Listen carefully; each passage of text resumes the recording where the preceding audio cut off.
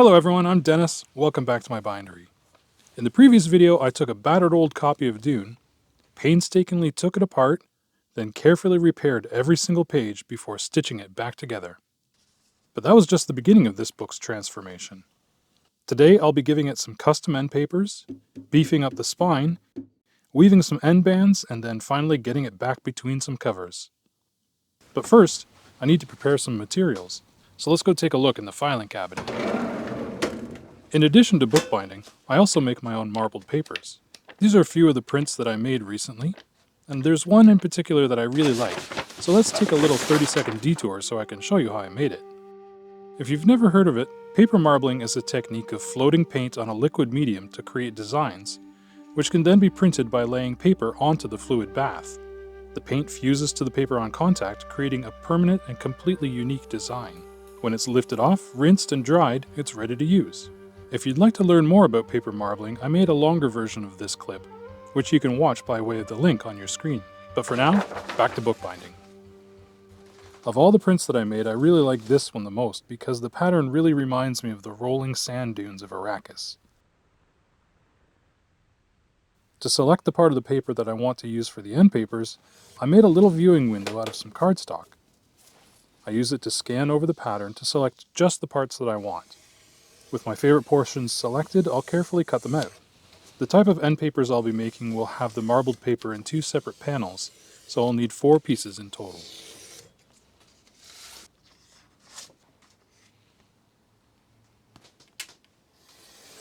The second component on the end papers will be this handmade cotton paper, which I was fortunate enough to purchase in person at the paper mill in Montreal. It'll make up the blank white flyleaves at the front and back of the book, as well as the waste sheets. I'll need 4 pieces that are double the width of the book, which will get folded in half.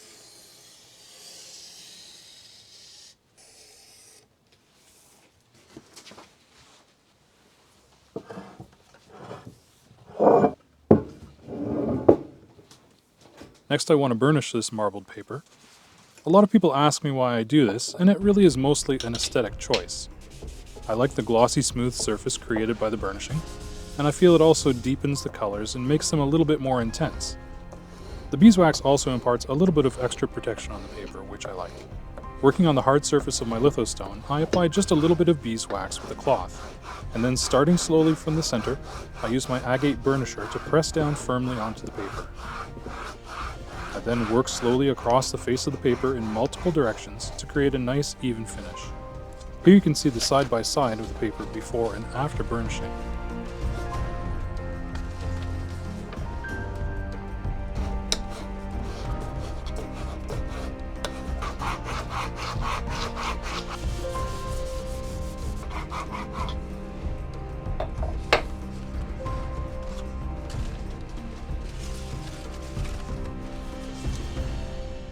The final material that I'll be using for these end papers is leather. I'll cut out 2 strips about 1.25 inches wide. To thin the strips, I'll use this device called a skiver, which is just a term for thinning leather. It has a razor-sharp blade, and by pulling the material between the blade and the lower roller, I can get a very consistent thickness, or in this case, thinness.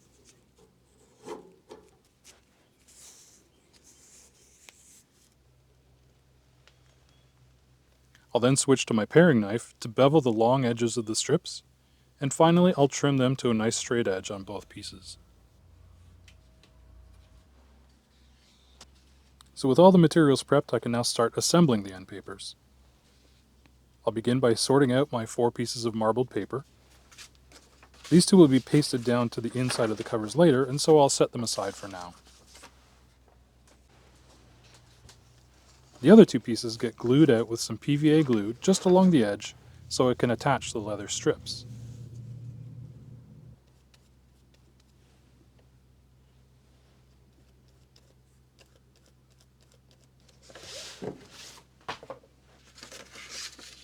These will become part of the cover hinges and will be visible in the finished binding.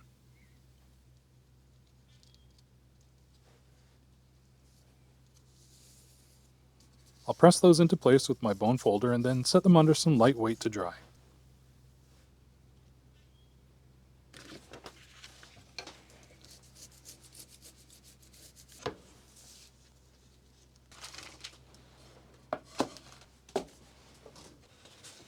While those are drying, I'll fold up the white sheets. I want to try to preserve the deckled edge for these, so I'm folding them a little bit off-center. Next, I'll glue out one of the white sheets to back the marbled paper. Here I'm using a mix of PVA and methyl cellulose, which has a slightly longer working time than straight PVA. That gives me enough time to get my marbled paper lined up, and to pitch the glued paper to the faint line that shows the edge of the marbled paper through the leather. I give it an initial press with my hands, then with some parchment and blotting paper inside, I'll pop it into the press between some boards while I work on the other end paper.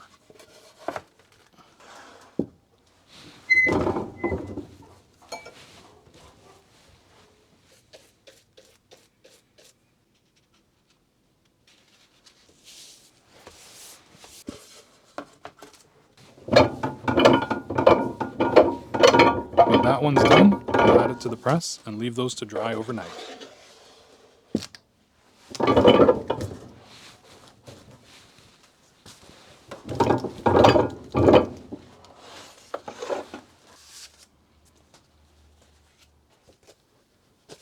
The next morning I'll add an additional white folio to each end paper, just tipped on with PVA along one edge.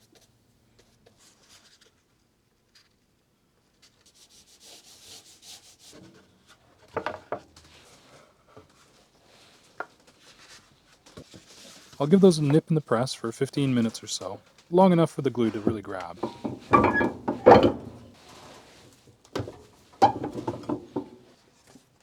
I'll then take them out and fold back one leaf of the white paper to form the waste sheet. This protects the marbled paper throughout the binding process, but will also play an important structural role later.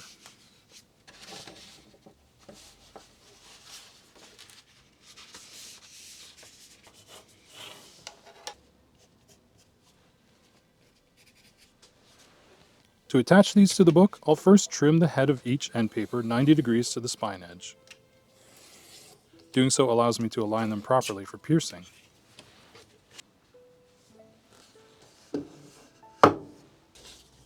Using my template from part 1, I pierce holes through the two white sheets, taking care not to damage the marbled paper or the leather.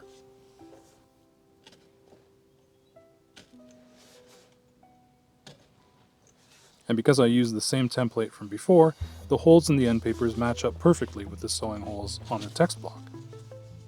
That makes sewing on the end papers easy. I'll use the extra long bits of thread that I left on the book from part 1, and then finish off each one with a kettle stitch.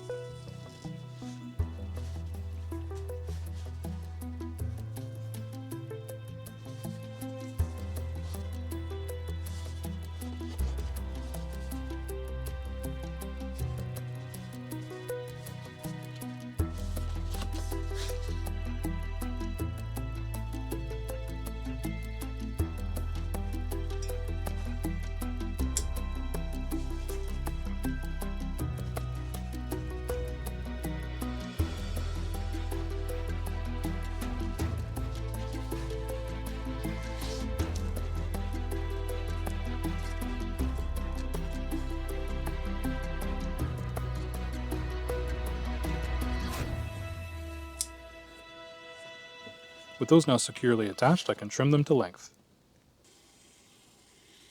I'll slide my ruler in underneath the text block so that I can trim the head flush with the existing pages. On the foredge, I slightly mismeasured the fly leaves, so I'll need to remove a bit of material there. I'd wanted to keep the original deckled edge of the handmade paper, but instead I'll mimic it by tearing away the excess. Of course, I had to go and use a high quality paper here, and tearing it is easier said than done. In the end, I wound up using tweezers to finish it off. At least I can trim the waste sheet with a blade.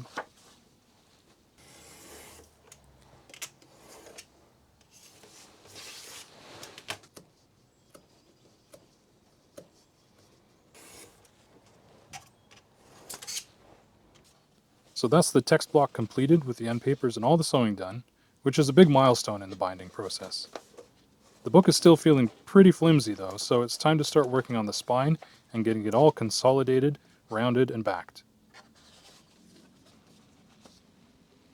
In the last video, a few people asked if this book's paper was acidic and if it was worth all the trouble of rebinding it. I've got my little acid test marker here, so I'll make a little mark right down in the gutter where it'll be hidden. As you can see, it comes up purple, which means the paper is not acidic, so good news. Both the end papers and the first and last signatures of a book get lots of wear and tear, so I want to reinforce those. I'll apply a narrow strip of PVA glue just along the inside edges of each. It doesn't require much.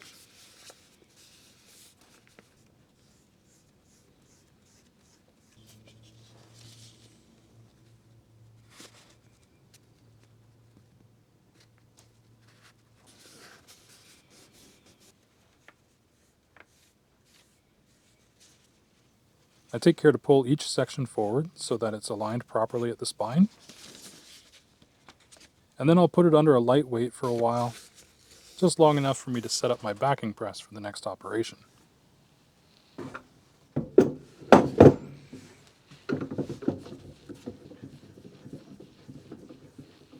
A few pieces of scrap card will protect the book while I'm working on the spine and help keep the tapes out of the way.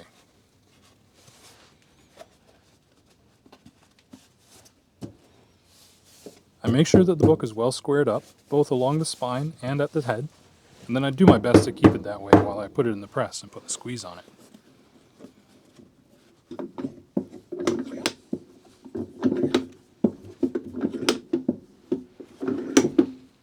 I close up the sewing holes before applying straight PVA glue between the tapes. Some of you may be wondering why I'm using PVA when I went to so much trouble to use reversible paste for the paper repairs. Well, at that stage, I didn't know if what I was doing was actually going to work, so I wanted to make sure that I was able to remove the adhesive if it all went pear-shaped.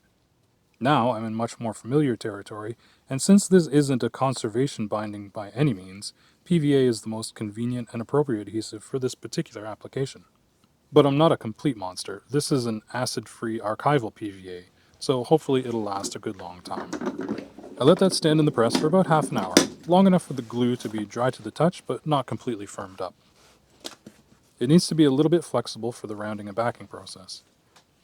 For this, a backing hammer is my tool of choice.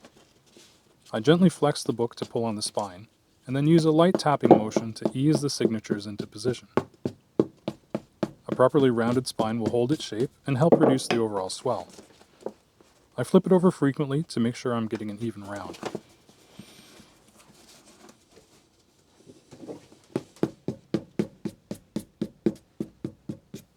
This book is cooperating pretty well, and I think that looks pretty good. Some layout lines will help me align the book in the press to create the shoulders.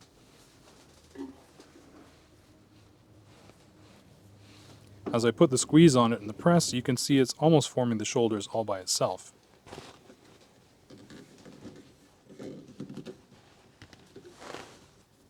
I'll make sure the tapes are moving freely.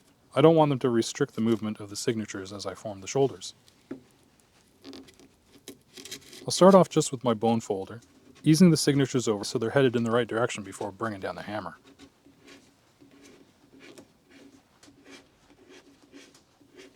I'm going to try something new here. I've got this little folded scrap of parchment, which will fit between the sewing tapes and prevent the hammer from marring any of the sewing while I work on the spine.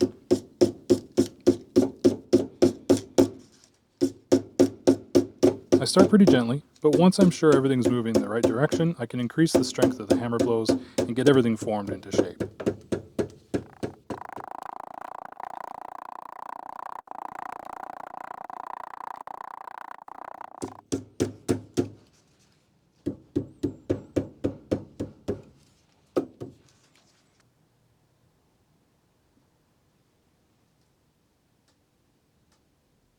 Once I'm happy with that, I'll brush on a generous amount of PVA over the entire spine, including the tapes, which will lock everything into place.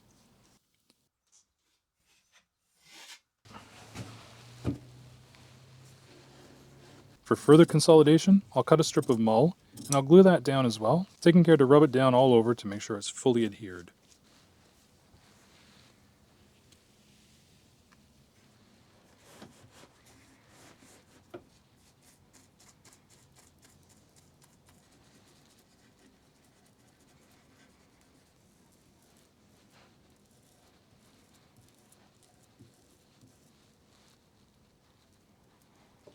And as I was so impressed with the Kozo paper on the repairs, I'm going to add a strip to the spine of the book as well.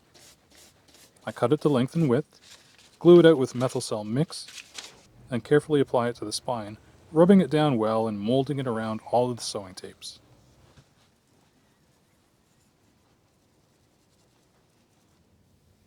With that done, I'll leave the book right there in the press and let everything dry thoroughly overnight.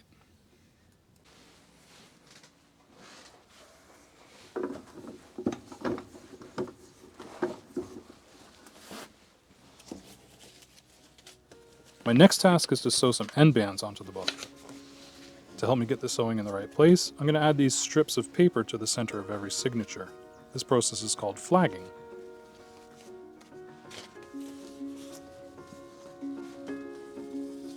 I'll wax a length of the same light linen thread that I used to sew the book and attach a needle. No fancy colors here. For now, these are strictly structural end bands, though I mean to dress them up later on in the binding process. For now, they'll help make up for the missed kettle stitches from the 2-on sewing. I'll start my sewing from the inside of the second signature. I'll use a piece of hemp cord as the core for the headband, which has been stiffened with some PVA glue. After the initial loop, I'll wrap the core enough times to reach the middle of the next signature.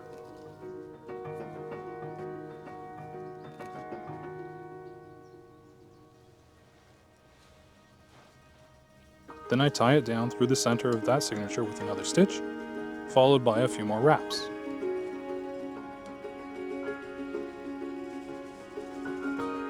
I continue with the same weaving pattern, wrapping and tying down, working my way across the spine. The tricky part of weaving end bands, apart from keeping the weaving pattern straight, is maintaining a consistent tension on the thread.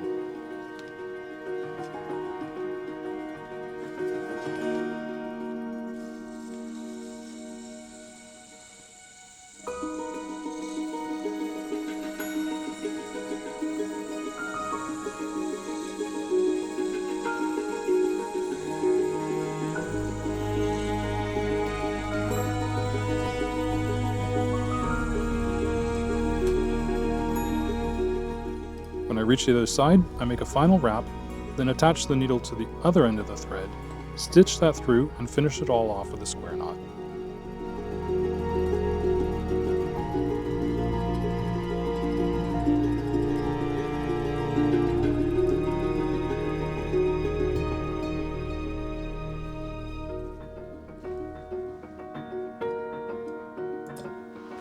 Before working on the other end band, I'll take the time to slide my flagging papers around to the other side. Weaving the second end band always seems to go a little bit faster than the first, and so in short order, I've got that one finished as well.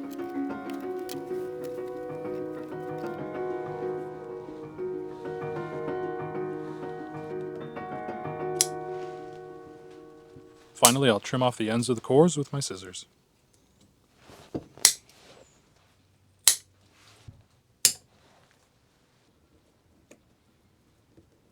I think I want to add one more layer of paper to the spine. This will help reduce some of the texture of the sewing, and I like to think that it strengthens the stitching of the end bands. I'm using some regular brown craft paper for this. I'll mark the distance between each of the sewing tapes on the paper before cutting those to length and gluing them in place with some more PVA. When I started this binding, I'd hoped that the sewing tapes would be a little bit more pronounced to show on the spine, but that hasn't turned out to be the case. I do want the flat, wide bands to show through on the finished book though, so I'm going to add some thin leather strips to create those.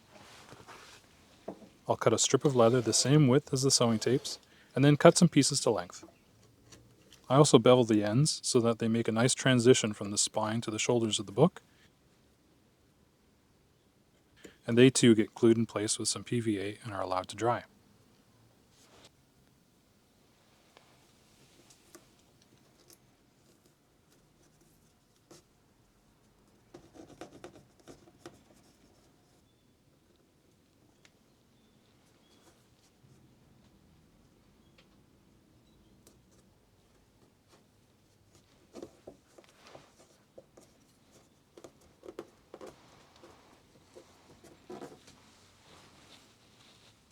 Okay, it's time to make the covers. I've got two options of grey board. One is about 1.5 millimeters thick, and the other is about 2.5 millimeters, even though it says 2.8 on the gauge. Initially I thought I would use one layer of each to make a laminated split cover board of about 4 mils thick, but in the end I went with 2 layers of the 2.5 mil for a nice chunky 5 mil cover. Working in the long grain direction, I break them down to width with a ruler and blade so that they can fit onto my chopper. I think this machine started life as a metal shear, but it works well for cutting board and it makes short work of this 2.5 mil material. I'm making these a little bit oversized and I'll trim them to length later.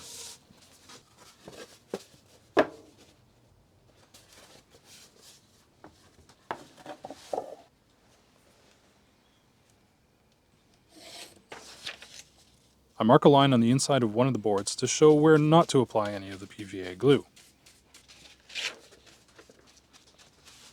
Then I sandwich together the other piece and put it under a light weight while I glue out the other cover board.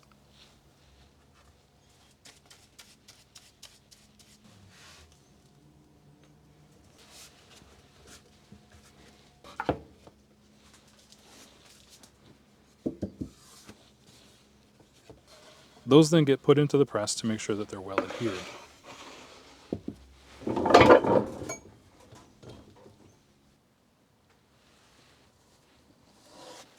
While those are drying, it's time to deal with these unruly tapes. I'll use some scrap boards to protect the shoulders, and then I'll trim the tapes to length. In retrospect, I could have done this a lot earlier in the process and saved myself the headache of these things getting in the way all the time. Then, working on another piece of scrap board, I'm going to fray out the ends of the tapes. I use both my awl and a micro spatula to separate the fibers and then scrape away the material to a nice feathered edge.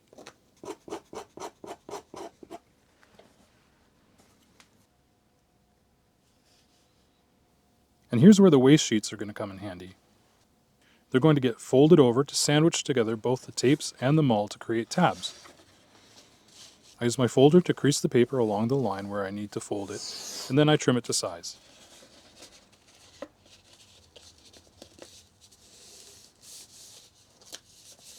I'll do that on the other side of the book as well before I break out any glue.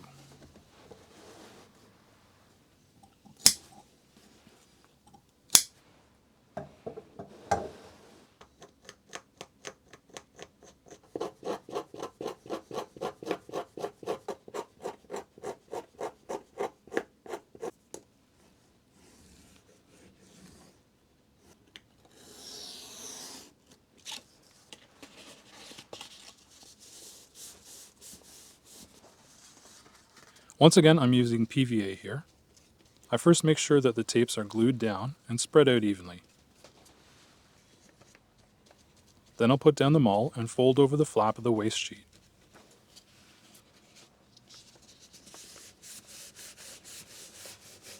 I make sure that the shoulder is still nice and square before adding a bit of parchment and blotting paper, and then I'll flip the entire book over onto a pressing board. I work fast to glue out the other tab as well because I want to get this into the press right away. I'll be using maximum pressure for this step, so I'll also add a couple of pressing tins, which will stop the tabs from getting pressed into the text block and leaving impressions in the paper.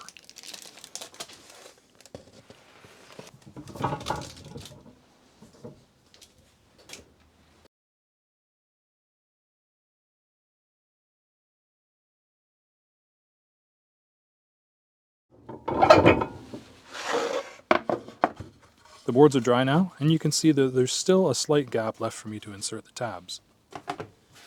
I did square up my stock when I rough cut it, but I'm going to take the time to trim the tail ends of both boards square by hand.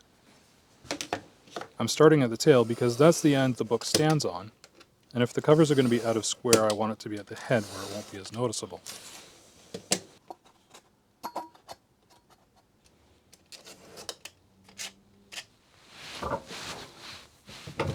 After about an hour in the press, I'll take the book out and stand it up so that the air can circulate around the tabs and let them dry completely.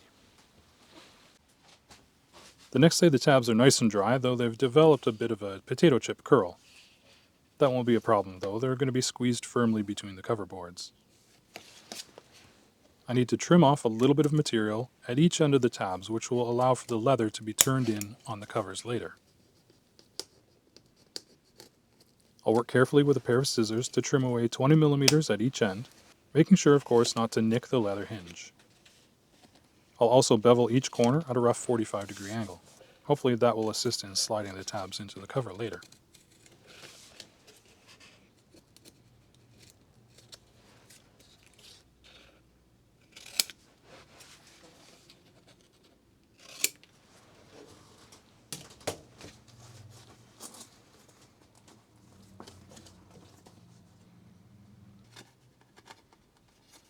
This is a good time to do a dry fit before gluing everything irreversibly into place. The scrap of wood that I had made for a handy gauge to make a consistent gap between the cover board and the shoulder, which is about 5 millimeters. I'll measure to make sure that I have a consistent 4 millimeter square at the tail of the book, and then I'll mark the head of the cover board where it needs to be trimmed. I'll measure and mark the other cover and then trim both boards to finished length.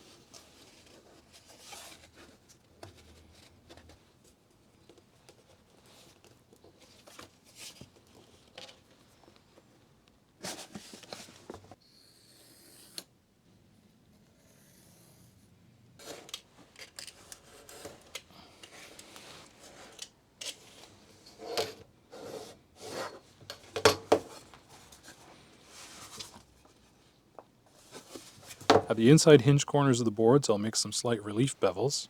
This is called back cornering and removes the stress point from the cover material.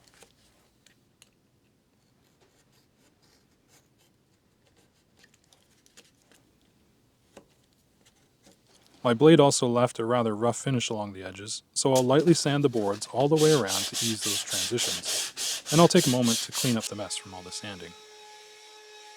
I'll do one more dry fit to make sure that everything is looking good, and I'll add a couple of registration marks to guide me when I get to attaching the covers. Glue-ups like this are about as stressful as bookbinding gets, so I need all the help I can get. That means getting my pressing tins in place ahead of time as well, so I don't forget those later. I use my bone folder to create a little bit of extra space on the inside of the split boards, and then I'll use a cheap brush to delicately apply just enough methyl cell PVA mix down into the gap. I'm using mix here to give myself a little bit more time to get the cover positioned properly before the glue sets up.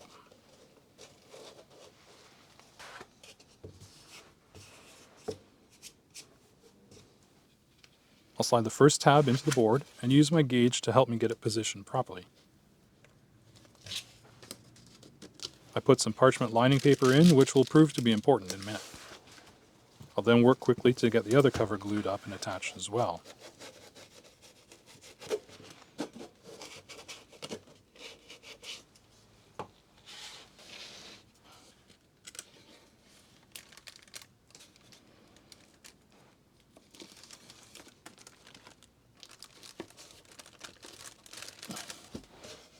Then it's back into the press for a quick, firm squeeze.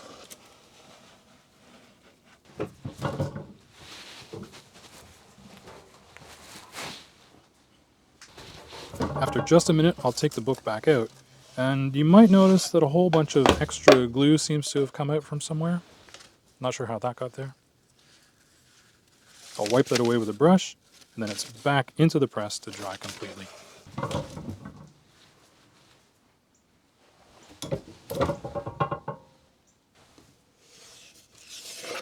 Alright, the book's spent a night in the press. Time to see if everything's where it's supposed to be. At first glance, nothing is stuck where it shouldn't be stuck, so that's a good sign. The spacing at the shoulders looks good. The cover's open really well, so I'm happy with that.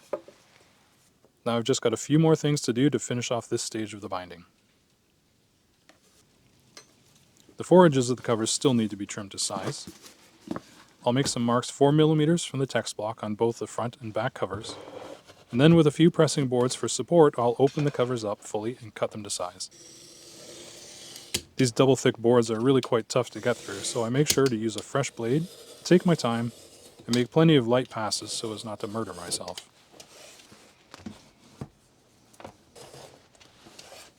Finally, I'm going to do one last trim to the marbled end sheets so that they don't extend out past the edges of the text block.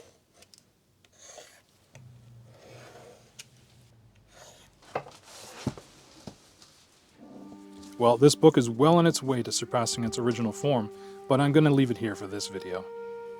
The binding itself is complete, and if this were a typical book, the next step would be to apply the covering material, but this is not going to be a typical book.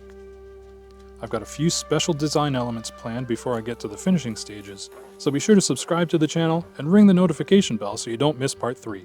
If this video has inspired you enough to want to support me directly, you can do so easily just by buying me a coffee. You'll find a link in the video description. Cheers! And of course, you can always help the channel for free simply by clicking the like button. It's the easiest way to help this video find its way to other book lovers like you. Both they and I will really appreciate it. So, as always, I'm Dennis. Thanks for watching, and I'll see you in part 3.